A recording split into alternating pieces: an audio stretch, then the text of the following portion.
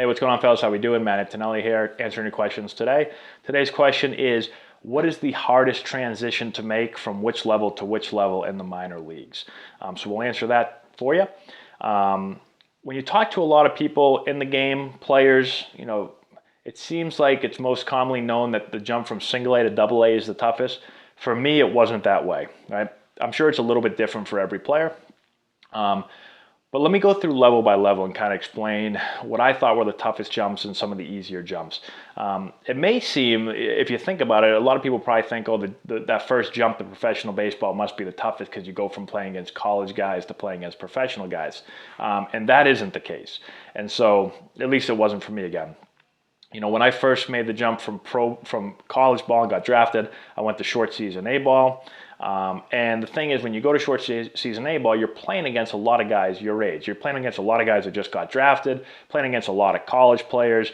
You may be playing against some guys that are a little bit older, or maybe some high school guys that got drafted and started in rookie ball and then have kind of moved up. But short season A ball is usually for guys that just got drafted. And so again, I played at Wake Forest in the ACC, which is a good college conference. And so when you go play professionally, I thought it was pretty similar to college ball. Obviously, there's adjustments. You're adjusting in tons of different ways. You're using wood bats. You're traveling all the time. Your schedule is much more demanding.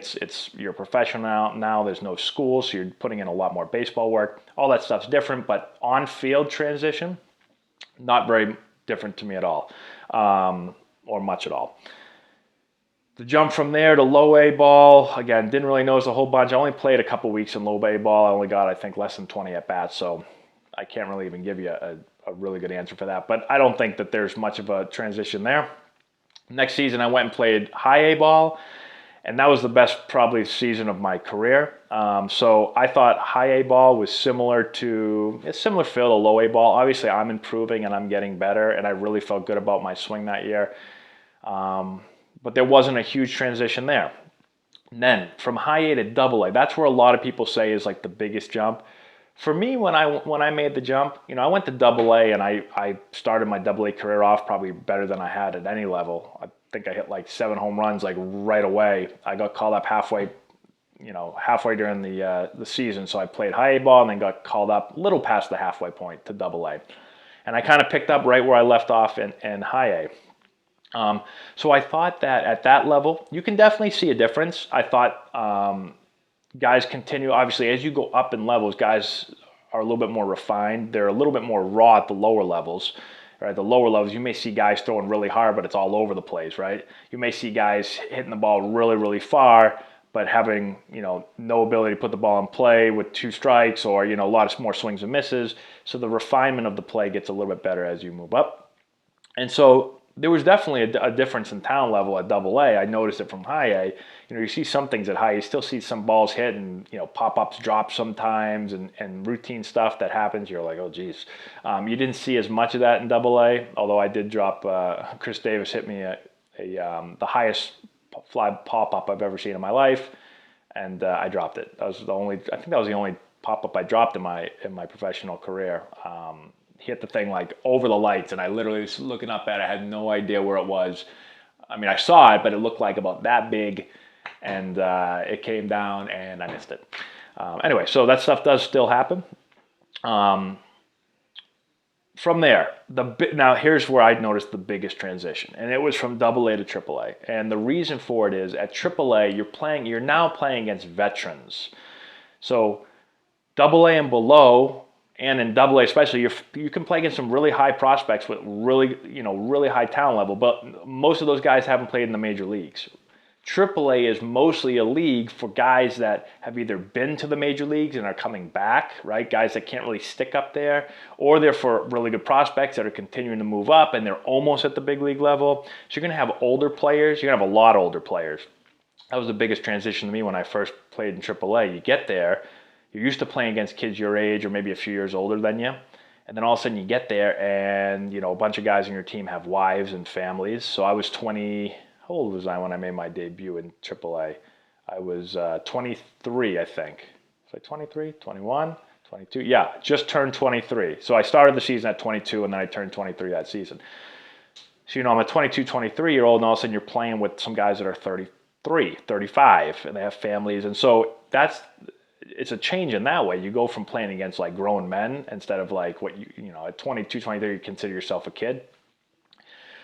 But on field, you're playing against guys that are more cerebral, that have played at a higher level, obviously, that have may not have the raw skills that maybe some of the guys do in the lower minors, but they know how to play the game. So as a hitter, I've talked about this before, you start seeing, in hitting in fastball counts, you start seeing more off speed. You start seeing more cutters, right? Cutter was like the big pitch, right? You get 2-0, like in the lower minors, 2-0, here comes my fastball, I'm going to kill this thing. 2-0 in the major leagues, or in AAA and in the major leagues, but in AAA it's like, 2-0, here we go, and they throw you a changeup, and you swing and miss, or you take it.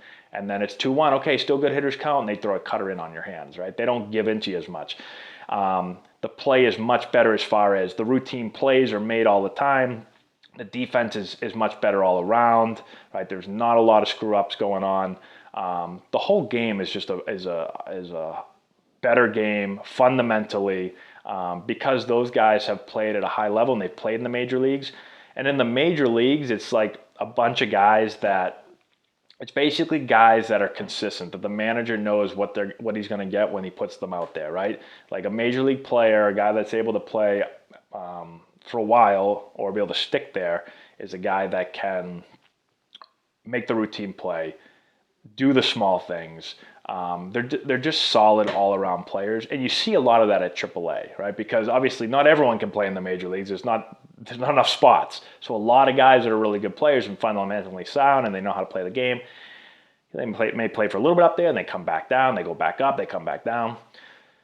So that was, for me, AAA was the biggest transition. It's not about just being fast or having a good arm or being able to have great bat speed or great pop or whatever you want to call it.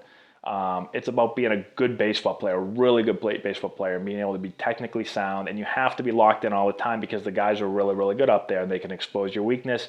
And if there's something that you're not doing well, then they're going to attack it if you're a hitter. If you're a pitcher and you're not able to command a certain pitch or throw a certain pitch, now the hitter is able to eliminate pitches and they're able to jump on it. So you just have to be a better all-around player, a smarter player, and it's a tougher transition. So hopefully that makes sense to you guys. Let me know in the comment section below if you have any questions or if you've heard any different stories. Like I said, I'm sure different guys think different levels are tougher. I just thought AAA was the toughest level, or at least the most the biggest difference between jumps. So share the video with all your friends. Give it a thumbs up. I'd really appreciate that. Check out our Instagram, Antonelli Baseball, our Twitter feed, Antonelli9. I'm posting videos all the time for you guys. And that's all I got. Thanks again, guys. I appreciate you watching, and we'll talk to you later.